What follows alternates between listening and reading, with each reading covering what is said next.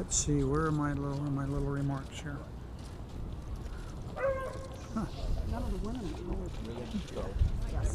Yeah, we got beside us. Don't get beside us. Only men stand behind you. Thank you. Okay.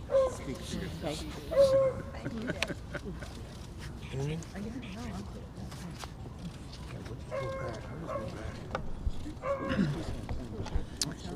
Every Thursday we meet under the auspices of the Democratic Policy Committee led by Chairman Schumer. We're going to leave here, go have our regular luncheon, but we felt it was extremely important to make sure the American people understand that we have obstruction that is on steroids. Never in the history of the country has there been anything like this. There will be no hearings, there will be no vote. They will not even meet with the nominee, no matter who it is. To show how this is so very, very bad, we have my senator from Nevada, my senator that I work with, Senator Heller. One of the names being talked about, and They can't hear you. okay, well, so how about start all over? Okay, we'll start all over. Okay, start all over. Here we go. I think they're just for show. Not the mic. I think they're just for show. Okay, they are just for show. Okay. It's the Supreme Court rules. Yeah, the Supreme Court doesn't like this loud free speech out here. Okay, so It was 4-4, no amplification. we have never had in the history of the country such obstruction. President's nomination, he has no choice. He shall nominate. So he's going to nominate someone. But we've already been told there will be no hearings, there will be no vote, and then to make it even unbelievable, they won't even meet with this nominee. So we are going to continue having the Republicans be forced to understand how they cannot do their jobs. We want them to do their jobs. That's all we ask. Do your jobs. You took an oath saying you will uphold the Constitution. That's all we're asking. And if they're going to live up to the oath that they took, becoming a United States Senator, well, they're going to have to reassess where their position is. So we're going to hear today from the Dean of the United States Senate, our leader on the Judiciary Committee, Senator Leahy. We're going to hear from Senator Feinstein, who's been so remarkable in all the many things she does, including being chair of the Intelligence Committee. Senator Klobuchar, head of our steering committee, and we thought we should get some young blood here. That's why Martin Heinrich from New Mexico.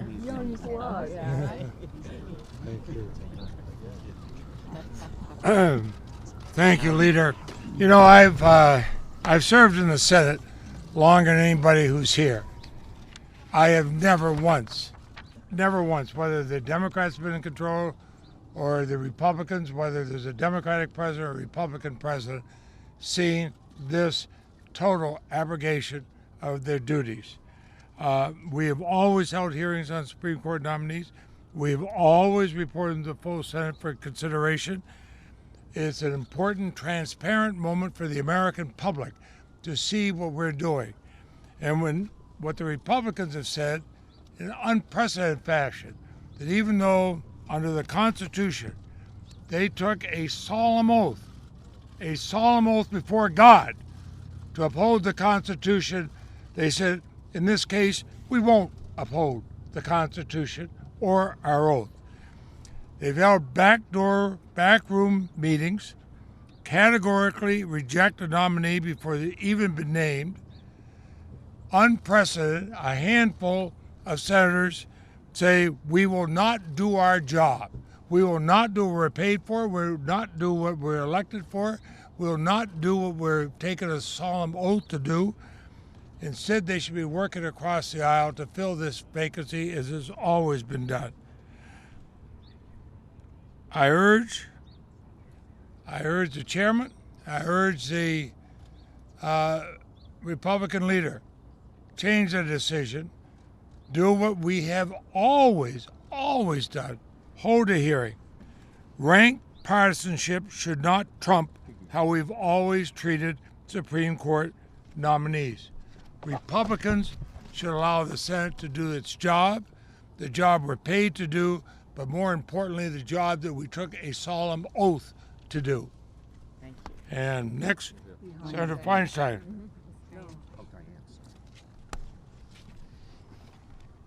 I haven't been on the Judiciary Committee as long as our ranking member has, but I've been there for 23 years, and I sat through 6 confirmations. I agree with those who say we find ourselves in an unprecedented situation. The real question is why? Why are Senate Republicans so adamant about not fulfilling their constitutional responsibility? Why are they so adamant about blocking this president from making a Supreme Court appointment? Is it concern over the issues set to come before the court, or a desire to appoint a justice who may be inclined to put conservative ideology ahead of his or her obligations? Whatever the reason, the obstruction they're contemplating is unprecedented. In 2008, a Democratic Senate confirmed 10 district court judges nominated by George W. Bush. They did this not only in Bush's final year in office, but in September of that year. Yet here we are in February, and Republicans want to shut down the process. There's plenty of precedent for Supreme Court confirmations in this situation. 14 of the 112 justices in our history were confirmed in the final year of a presidential term. And one of those was Justice Anthony Kennedy, a Californian who was confirmed in President Ronald Reagan's final year in office. It was a democratically controlled Senate that moved Kennedy's nomination to the floor. Republicans should look at some of these precedents before they decide not to do their job. Finally, let me quote Justice Scalia himself about the need for a full complement of justices. In 2004, Scalia responded to a request that he recuse himself from a case. He responded that, contrary to the appeals court, he wouldn't be replaced if he were to do so. Quote, "The court proceeds with 8 justices, raising the possibility that by reason of a tie vote, it will find itself unable to resolve the significant legal issue presented by the case." End quote. He then referenced the court's own recusal policy. Quote, "Even one unnecessary recusal impairs the functioning of this court." End quote. But today, Republicans are saying we should leave a seat empty for well over a year. The Supreme Court needs 9 justices to function properly. It is vital to our judicial system. So Republicans, we say this: just do your job. Just do what you're sent here to do. Thank you. Thank you. Well, thank you, everyone. And like Senator Leahy, Senator Feinstein, I'm a member of the Judiciary Committee, and I come at this really from my life before that, when I was a prosecutor, and we would depend on the Supreme Court to make incredibly important decisions about due process, about criminal justice issues. I come in my past life as a lawyer representing businesses and individuals, where we would depend on the Supreme Court. Not to take the easy cases, but to take the hard cases when there were differences between lower courts all over this land.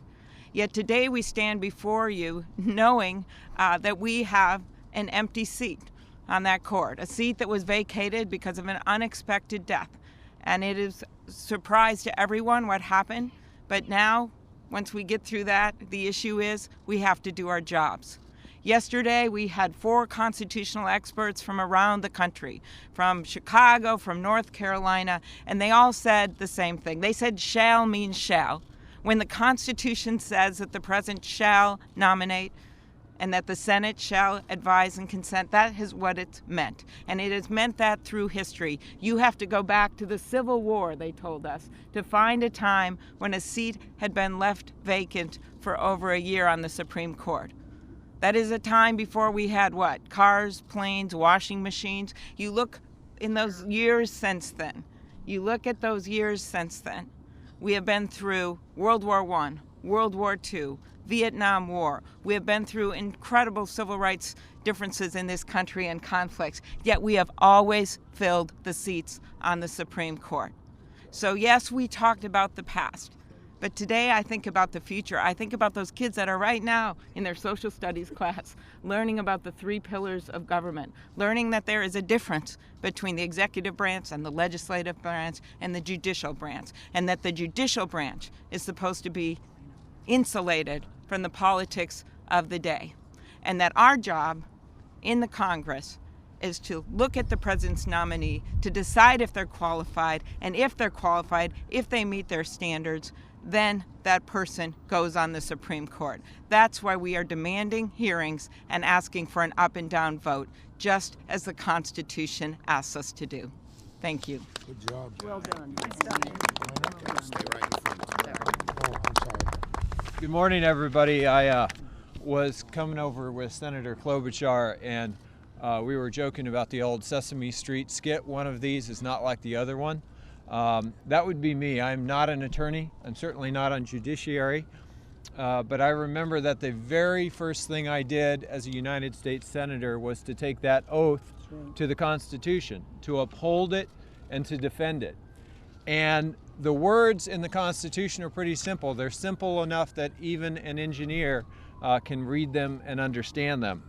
It says in Article 2, Section 2, Clause 2, that the President, quote, shall nominate, and by and with the advice and consent of the Senate shall appoint ambassadors, public ministers, consuls, judges of the Supreme Court, and all officers of the United States. That's pretty unambiguous. It doesn't say may, it doesn't say shall, except on election years. It says shall nominate. We need to do our jobs. The Constitution lays out very clearly here what our constitutional duty is. And to turn our backs on this the way that Leader McConnell has suggested, if not unconstitutional, is certainly disrespectful of the Constitution. And I think it is unconscionable to think that we would do that. In particular, if we don't do our jobs, it makes it impossible for the Supreme Court to do their job. It will leave them hamstrung with 4-4 decisions. So for the Supreme Court to be able to do what they need to do their jobs, we have to do our job first. So I'm here to join my colleagues to call on Leader McConnell to say, let's all step up, Republicans and Democrats, and do our job. Yes. Well done. It's a little chilly, but we'll take some questions. Yes. I hear none of you mentioning Right here. Please go ahead. You're all standing here as well, which is Go ahead. the You- balance of the court. Hang on. Hang on. Go ahead. What pressure are you specifically prepared to bring against your Republican colleagues to get what you want? The pressure we're going to bring is to tell them to do their jobs. That's what we're going to do. We're going to do that every day.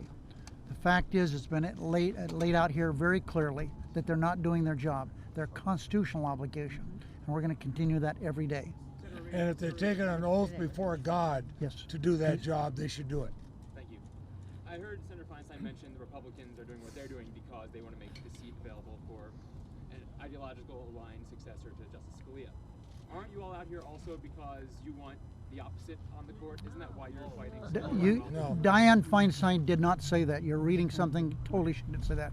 Dianne Feinstein, of all people, has been someone who has rarely been partisan. This is not a partisan issue in any way, shape, or form. Senator Reid, you've spoken to the White House several times about this vacancy. Yesterday you said you supported Ryan Sandoval if he were to be nominated. From what you understand, how seriously is the White House considering Ryan Sandoval? You have to talk to them. I have no idea. Are you floating this as a trial balloon? Talk to the White House. I can't. I have no ability to nominate anyone. Senator, earlier the issue of Yeah. district court judges was brought up, and in 2007, I believe it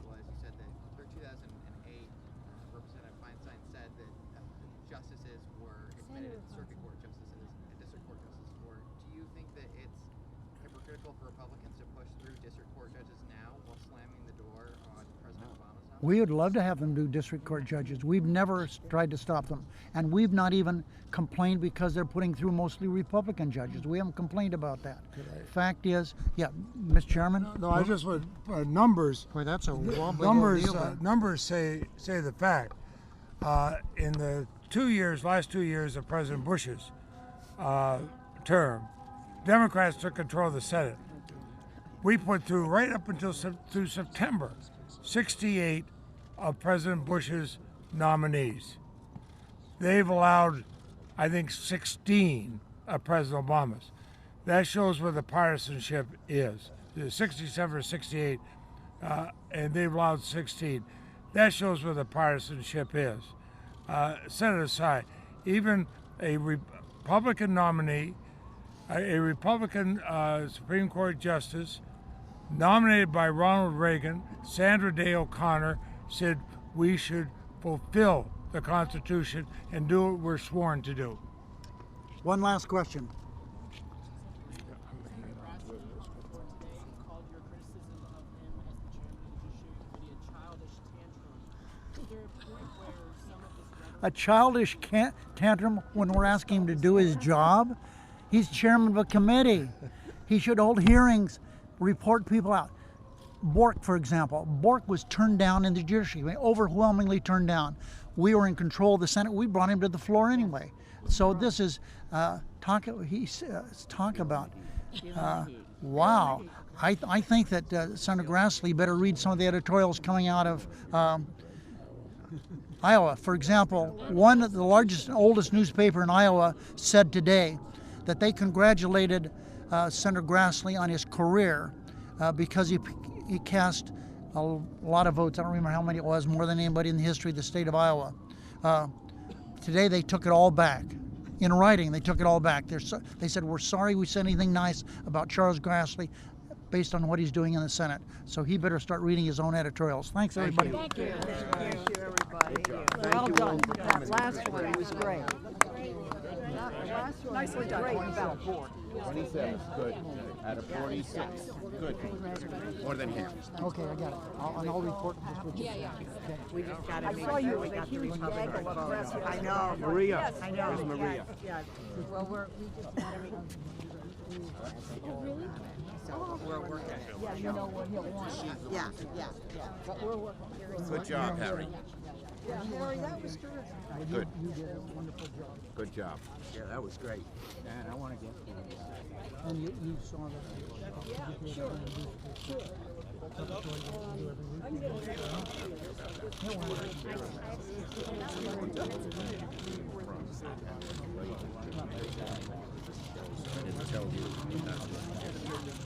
Continue as of this morning. What happened? Did you meet personally with some of your colleagues? Senator Grant? How did that go?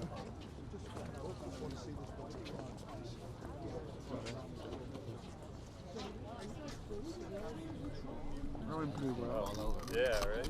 Good. He was right. He was really good. He asked me. Huh?